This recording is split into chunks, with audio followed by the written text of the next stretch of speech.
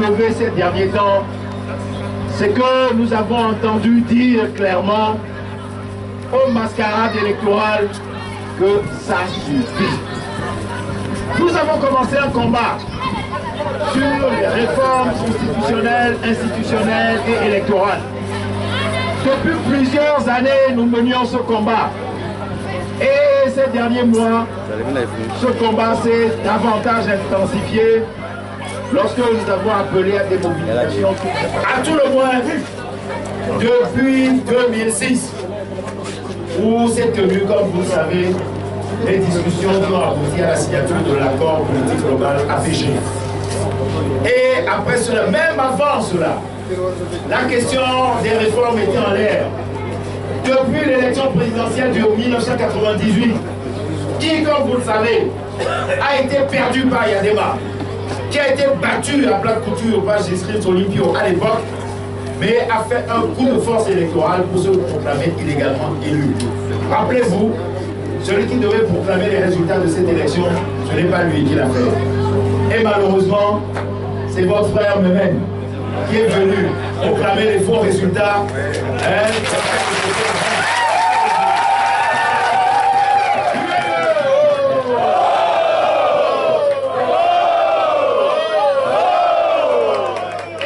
Depuis cette période, les discussions ont commencé pour que la situation congolaise se normalise.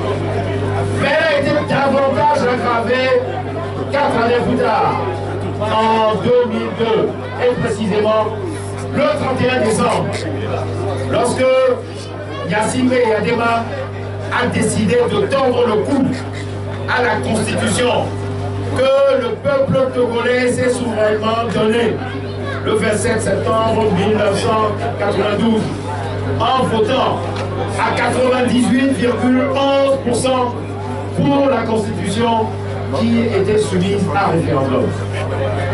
Cette Constitution comportait 2 dispositions importantes auxquelles le peuple togolais tient tout particulièrement jusqu'aujourd'hui. Lesquelles dispositions sont au cœur de toutes les manifestations qui ont lieu aujourd'hui. Il s'agit d'abord de l'article 59 sur la limitation des mandats, qui dispose qu'un chef d'État peut être élu pour un premier mandat de 5 ans. Il peut encore se présenter pour le renouvellement de ce premier mandat une deuxième fois et peut être encore élu pour 5 nouvelles années. Mais quand il a fini cette deuxième, 5e année, et qu'il aura bouclé au total les 10 ans, nul n'a plus le droit de faire plus de 10 ans au pouvoir. Nul n'a le droit de faire plus de 2 mandats. C'est ça que dit l'article 59. Et la Constitution dit également que le mode de scrutin pour toute élection au Togo, c'est les 2 tours, ce sont les 2 tours. Eh bien, Eyadema, parce qu'il entendait se maintenir au pouvoir et tordre le cou, en tordant le cou à cette Constitution, l'a transformée, a enlevé, a fait sauter ce que nous appelons le verrou de la limitation des mandats et a instauré un système unique électoral d'élection à un tour. Et nous avons vu ce qui s'est passé. Il est mort au pouvoir pour avoir bafoué la Constitution que le peuple togolais s'organise. Parce qu'on dit volonté du peuple, la volonté de Dieu. Et lorsque vous allez contre la volonté du peuple, et donc vous êtes parti contre la volonté de Dieu, vous aurez à répondre devant Dieu et devant les hommes. Et c'est ce qui nous arrive. Et depuis, qu'est-ce que nous avons vu? Des mascarades électorales les unes sur les autres. Après, il y a eu 2007, les élections législatives. 2003, avant l'élection présidentielle. 2010, élection présidentielle à nouveau, mascarade. 2013, mascarade électorale de législative à nouveau. Et à chaque fois qu'il y a eu des élections et que des missions d'observation sont venues de l'extérieur du pays pour superviser ce processus électoral ou ces processus électoraux, ils ont constaté qu'il y avait un problème de transparence au niveau de l'ensemble des élections, mais qui avait surtout un problème de légitimité du pouvoir politique qui gouverne le Togo.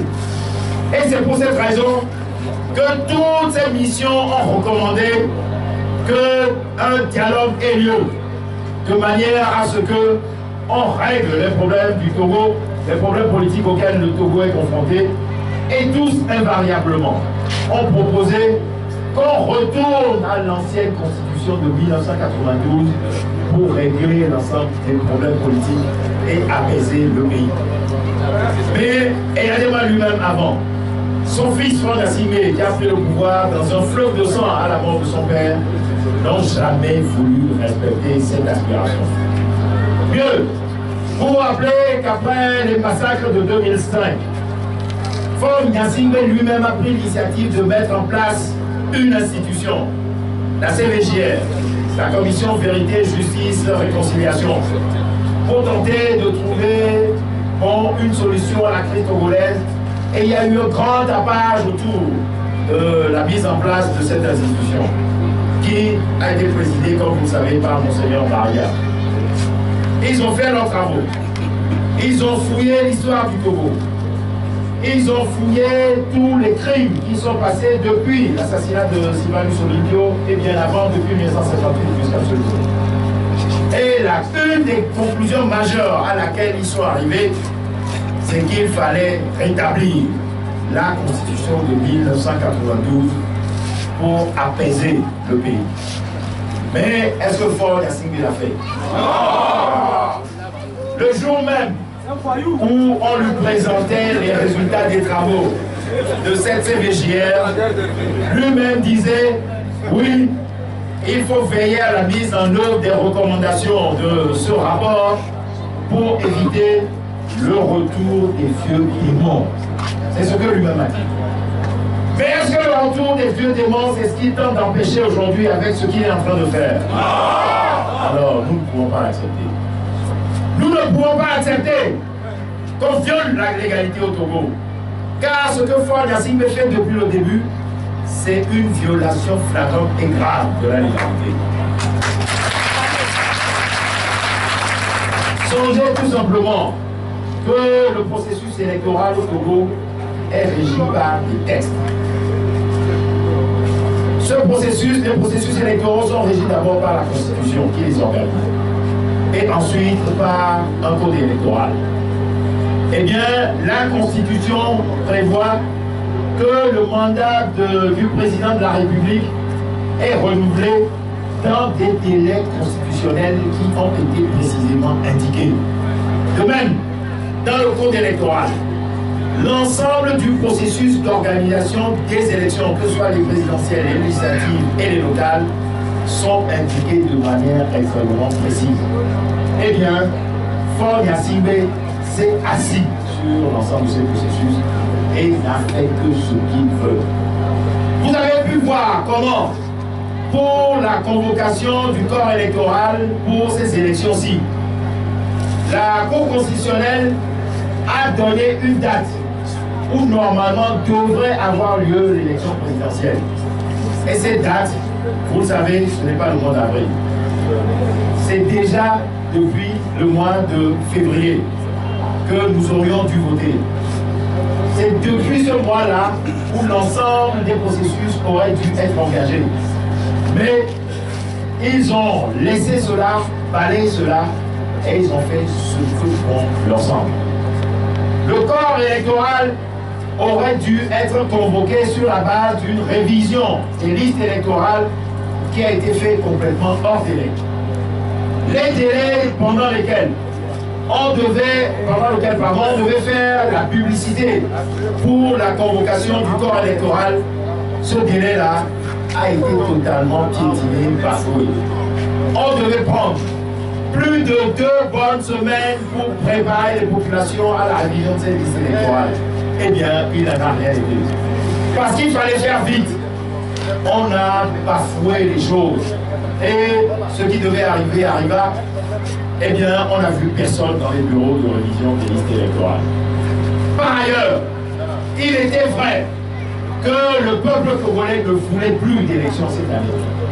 Le peuple togolais, instruit par les mascarades électorales qui n'ont cessé de se succéder jusqu'à présent, était disposé et est toujours disposé à boycotter l'élection présidentielle de cette année.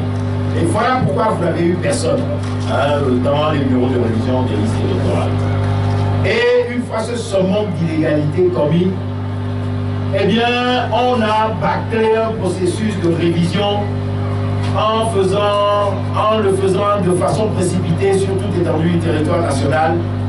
Et le délai normal de 9 semaines qu'on devait prendre pour apurer le fichier collecté de façon brute, enlever les doublons, normaliser les choses pour avoir un fichier électoral propre pour que les citoyens aillent voter. Ce délai, on l'a bâclé pour produire un fichier électoral corrompu.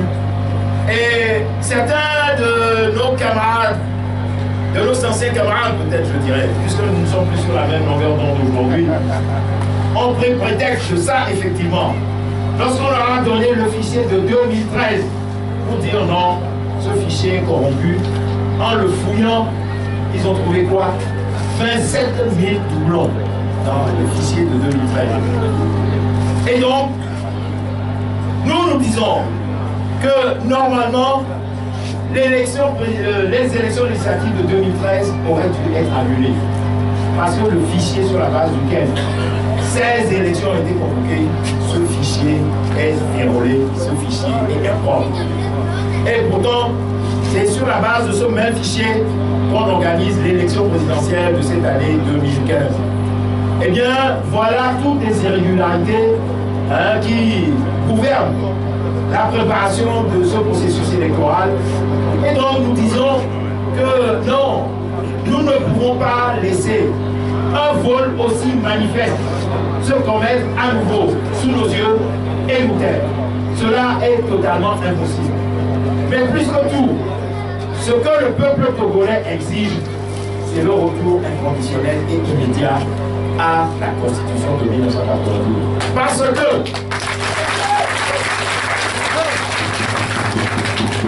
si nous avions combattu avec conséquence, avec tous nos amis d'hier, pour le retour à cette Constitution, pour exiger que sans réforme, pas d'élection, eh bien, nous aurions été dans une situation où Faure et Zazina Yassimbe n'auraient même pas eu l'idée de présenter quelque candidature que ce soit à l'élection présidentielle de cette année 2020. Cela, c'était la voie la plus simple, la plus économique, la plus noble pour éviter un bain de sang à nouveau au peuple togolais. Puisque nous disons que le bain de sang, il se prépare encore bel et bien cette année 2020. Tout le monde le dit, tous les observateurs le disent, tous ceux qui connaissent la situation togolaise le disent. Et c'est ce que nous avons vu jeudi dernier devant la CENI. Cette fois-là, c'était les canons à eau. Parce que, bon, comme l'élection n'est pas encore arrivée, mais qu'on est près de la date, on fait un peu attention. Mais vous savez que Faure Yassimbe n'hésite devant rien. Comme son père hier, il disait, oui, on va massacrer, il y aura quelques morts, on va crier pendant 1 mois, 2 mois, 3 mois dans le monde entier. Et puis après, tout le monde va se taire. Et moi, je vais rester dans mon fauteuil. C'est ça leur idée. C'est ça qu'ils ont en tête. C'est toujours ça qu'ils ont fait. Est-ce que vous allez l'accepter? Est-ce que nous allons l'accepter? Est-ce que vous êtes prêts à l'accepter? Donc c'est pour ça que nous devons tous nous lever pour dire non à ce que le sang coule à nouveau sur la terre de nos aïeux. Et c'est pourquoi nous avons appelé à cette série de manifestations sur tout l'étendue du territoire national sous la forme de ces réunions, de ces meetings, où nous allons vous expliquer toutes ces choses-là patiemment, pour que vous-même, à partir d'ici, de retour chez vous, vous l'expliquiez à vos enfants, à vos parents, à vos amis, de manière à ce que tout le monde se tienne prêt. Tout le monde doit se tenir prêt, je le répète encore. Tout le monde doit se tenir prêt pour ce jour-là qui va arriver bientôt. Ou sur la base de toute cette sensibilisation que nous sommes en train de faire actuellement, nous allons appeler le peuple togolais de Lomé jusqu'à Saint-Cassé, à se lever comme un seul homme, comme le peuple du Burkina Faso s'est levé. Pour dire non à l'imposture, non aux mascarades électorales, arrêt du processus électoral. Oui, parce que nous voulons que le processus électoral en cours soit arrêté, maintenant et tout de suite. Et ce jour-là, nous devons tous descendre dans la rue, pour que si d'ici là ils ne nous ont pas entendus, nous crions tous, de Lomé jusqu'à Saint-Cassé, arrêt du processus électoral. Commençons, allons-y. Arrêt du processus électoral. Non, vous n'avez pas mangé ce matin. Bon, on va faire ça autrement. Arrêt du processus électoral. Arrêt du processus électoral. Arrêt du processus électoral.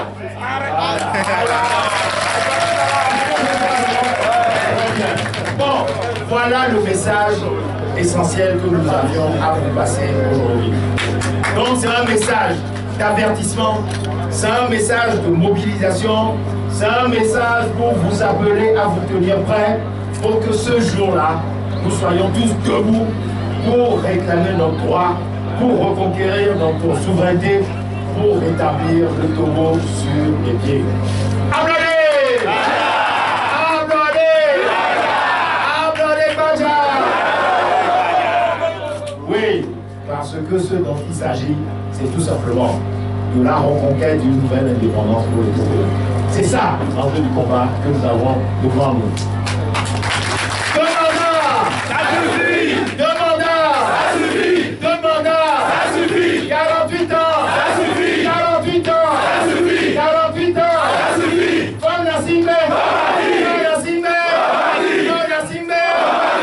Merci.